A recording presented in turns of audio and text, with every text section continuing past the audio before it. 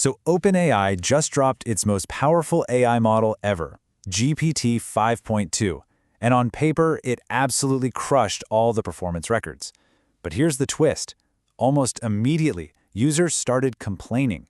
And the story of what went wrong? Well, it all seems to start with a single, urgent memo. It all kicked off on December 1st, 2025. A leaked memo from CEO Sam Altman circulated inside the company, and the message was pretty blunt. Google's new model, Gemini 3, was a legitimate threat. And just like that, OpenAI, the company that had been leading the pack, was suddenly on the back foot. That code-red memo lit a fire under everyone. It triggered what insiders are calling the fastest major model release in OpenAI's history. We're talking a frantic 10-day sprint to push out GPT 5.2. The goal was to get back on top and fast. The speed was incredible, for sure, but it left everyone asking the same question. What corners got cut to make that happen? Okay, so let's get into it. What did OpenAI actually cook up in just 10 days?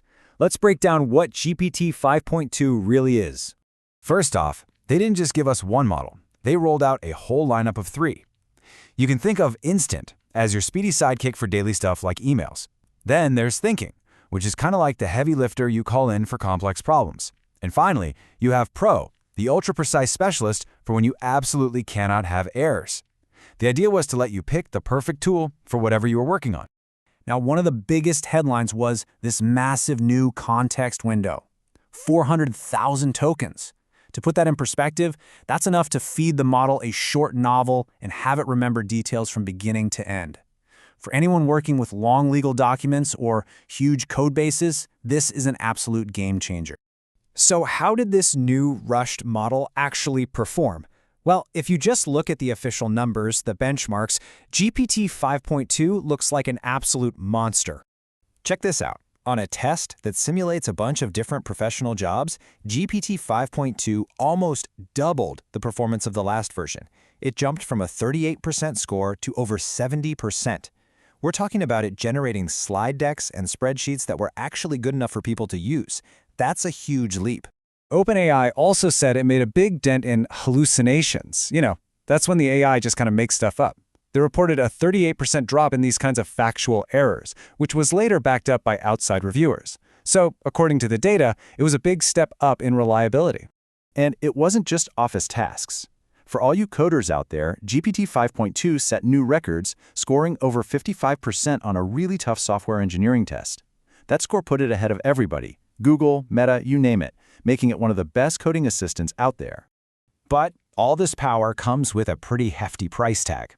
The cost for developers using the thinking model jumped by 40%. And the Pro version? Whoa. It became one of the most expensive models on the market, charging a staggering $168 for 1 million output tokens. For that kind of money, you'd expect it to be perfect, right? So the benchmarks looked amazing. It was a clear win for OpenAI, on paper, but when the model got into the hands of real users, a very different and much stranger story started to unfold. Almost right away, longtime users started saying, hey, something's different here.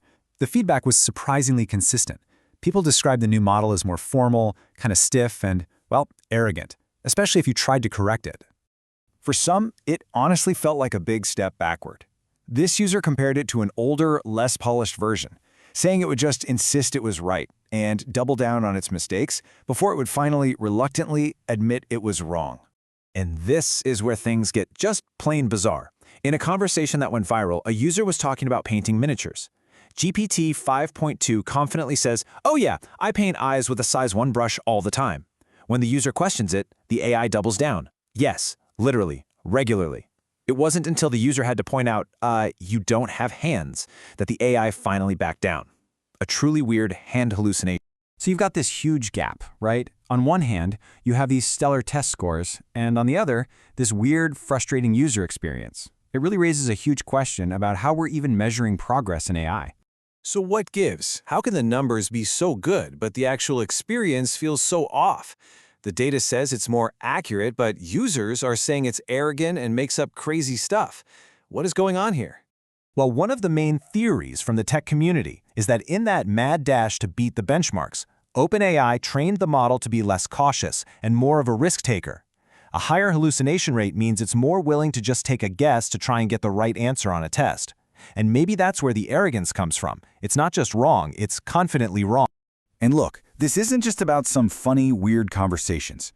For developers, an AI that guesses can be really dangerous. It can suggest a command like rm-rf, a tiny bit of code that can instantly and permanently wipe an entire computer system. Gone. Suddenly, a quirky personality flaw becomes a massive safety risk. And it's not just developers saying this. Academic research is starting to back it up. A recent study found that for highly specialized jobs, like analyzing medical data, these huge general-purpose models actually did far worse than smaller AIs that were specifically trained for that one task.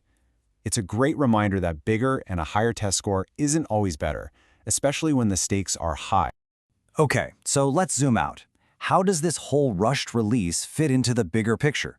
Because right now, we're in the middle of a full-blown AI arms race. The reality is, OpenAI isn't the only game in town anymore, not by a long shot. The market is now a fight between OpenAI's powerful but expensive models and a whole field of competitors that are really good and often way cheaper. And you've got a whole cast of characters on this battlefield. You've got Google's Gemini, the direct threat that started this whole thing. You have Anthropic's Claude, which really focuses on being safe and reliable. And then you have these open-source wildcards like DeepSeek and Mistral that are offering similar performance for a tiny fraction of the cost. The pressure on OpenAI is coming from every single direction. Which brings us to the final and most important question. The story of GPT 5.2 is a perfect snapshot of the tension in AI right now. As this competition gets more and more intense and companies are racing to be first, what should we value more? The objective power you can measure on a chart or the subjective, real-world experience you get on your screen? Because at this moment, it feels like those two things are starting to drift further and further apart.